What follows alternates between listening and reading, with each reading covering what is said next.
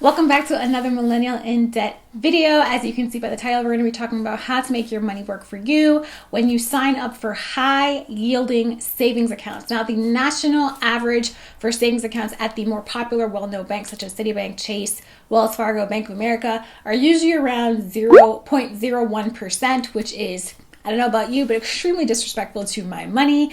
I like my money to work for me. So let's get right into it. We're going to talk about 6 different banks. Most of them, 99.9% of them, are only online or digital banking. They have like apps and websites and things like that, but they do not have an actual brick and mortar store bank for you to walk into. So the first one that we're going to get into is Capital One 360. I might have mentioned this in previous videos or on different blogs or on Instagram, which if you are not following, make sure you follow on Instagram right now so you get to see me and DM me and I don't know, whatever. But Capital One 360 has been a bank that I have been using, or an account that I have been using for the last 4 years.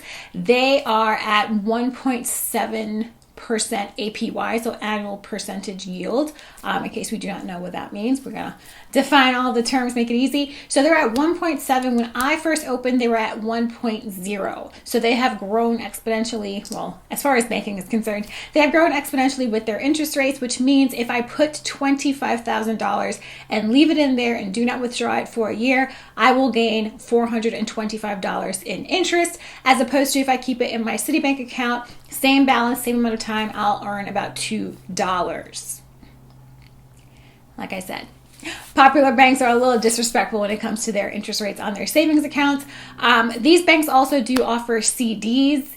I'm not huge on CDs in 2020, but if that is something you are interested in, you can also look into their CDs. Now, Capital One 360, like I mentioned, is at a 1.7% APY. They do not have any monthly fees, which means it doesn't matter if you have $5, if you have $500,000, there will not be a monthly fee for you to keep your money with them in that account. They also do not have fees for you to transfer money. I know some bank accounts charge you like a fee to go from one bank account to another.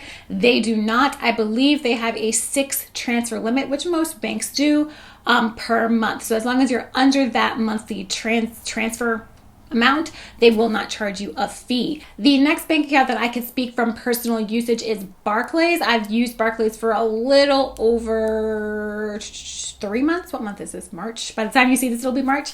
So about 3 months. I opened it at the beginning of 2020. What I like about Barclays is that they also are at the 1.7% APY, which again is 18 times the national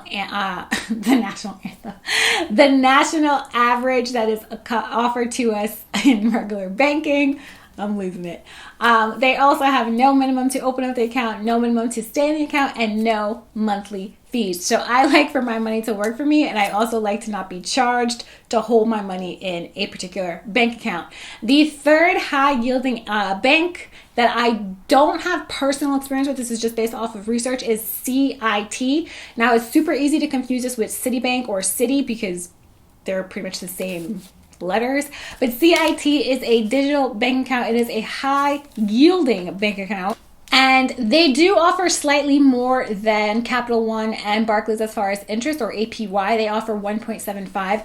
The reason that I do not have an account with them is they do not have monthly fees, so that's still a positive, but you have to have a $100 minimum to open the account and a $100 minimum to keep the account open or to keep it active. Now, that seems like, oh no, but it's $100. Who cares? It's savings. I'm trying to make money. I like to plan for all types of emergencies, and yes, it is possible for me to have over $100 in this account, and I have multiple accounts in multiple places, but I don't want to be forced to. So anytime I'm forced to do anything, especially with my money, I just don't want to do it. So that is the reason why I do not have a CIT account. But if that is not something that's really going to concern you or bother you, like $100, come on, Millennial in Debt, get it together. Then CIT is going to offer you a bit more than the first 2 banks that I mentioned. The fourth bank account is Ally. Ally has like a really dope app. I really like the functionality of the app. I don't have an account with Ally just yet because I chose to go with Barclays instead. It really came down to like the most minimal of things. And it was the API that made me go with Barclays. But Ally, what I really like about them is, besides having, I believe it's a 1.6, let me double check on that. Yes, a 1.6 API, so just a little bit below Capital One and Barclays. What's really good and what's really different about Ally is on their app, they have something called buckets. What it means is like you can have a certain percentage or a certain amount of your savings go towards, let's say you're going on vacation, or you want to save for your annual visit to the vet with your dog or your cat or whatever your animal. So I like the fact that they let you split up your savings into different things. That really works well if you're really big on sinking funds, which I am. I love sinking funds, so that's why I'm still thinking like, maybe I will open an account there. So let's say you want to save for your Amazon Prime renewal, or your car insurance, or your car registration, or if you're in a wedding, which I am, and it's so expensive. So Ally is really great for sinking funds because they allow you to do the buckets, and the app is super, super easy to use, great functionality. So Ally, really cool. Synchrony is the 5th bank or high yield savings account that I'm going to talk about. They offer a 1.55 APY. They also do not have any fees, no monthly fees, no transfer fees, none of that, and 0 minimum to open the account and 0 minimum to keep the account open. Again, the reason that I don't have one is because I went with the one that offered me the higher API, and I didn't want to open like 700 different bank accounts and split my money. So the point of a high yield essentially is to have large amounts of money sitting in that account, so it gains the most amount of interest. So if I split all my money into all these different accounts, then it would be pointless. So I went with the two highest, and I have 2 high yielding savings, and then I have my regular 0.01 savings with my main bank account, and that's just how I set my money. And the 6th and final high yielding savings is Pop Direct. Now, Pop Direct has a 2.0 APY. So they have the highest annual percentage yield in interest for your money.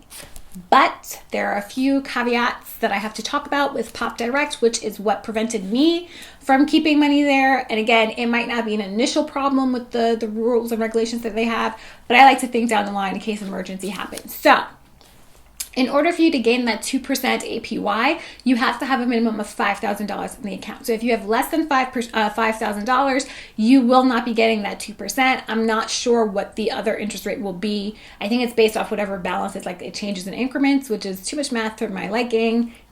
So that was just a no for me, right? So in order for you to get the 2%, you need to have $5,000 or more. They also do charge you $4 a month if you have less than $500 in the account. So if you have more than $500, you will not be charged the monthly fee.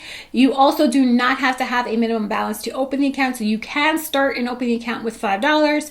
However, if you do not put more than $500, that next month, they're taking $4 out of your account. I don't like banks to take my money to keep my money with them. I'm doing you a favor, you're not doing me a favor. I could put it under my mattress. All right, so those are the 6 high yielding bank accounts that you want to look into to save your money and make your money make the most money for you. And I'm out. Bye.